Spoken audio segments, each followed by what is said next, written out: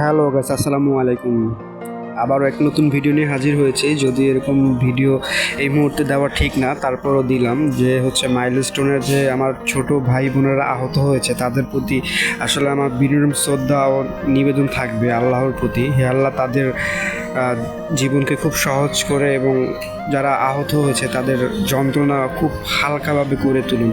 আপনার কাছে এটাই প্রার্থনা। তো আসলে বিশেষ করে বেশি কথাও বলতে পারছি না, তো তারপরও চেষ্টা করলাম যে আসলে তাদের ছবি বা কোনো ভিডিও পোস্ট করে জনগণকে হয়রানি বা হচ্ছে এরকম দৃশ্য যেন চোখে কাউরই না পড়ে, কারণ এটা কেউই সহ্য করতে পারবো না। তার জন্য আসলে এরকম ভিডিও আজকে পোস্ট করলাম। তো বিশেষ করে বেশি কিছু বলতে পারছি না, তারপর দেখুন যতটুকু পেরেছি দেখানোর চেষ্টা করেছি। আর বিশেষ করে আমার এই মুহূর্তে একটা লাস্ট মোমেন্টে ভিডিওটা করা হয়েছে, তো আমার বিশেষ করে ভালো লেগেছে। আসলে লোকেশনটা আছে কমেন্ট বা হচ্ছে ডিসক্রিপশনে বলে দিব।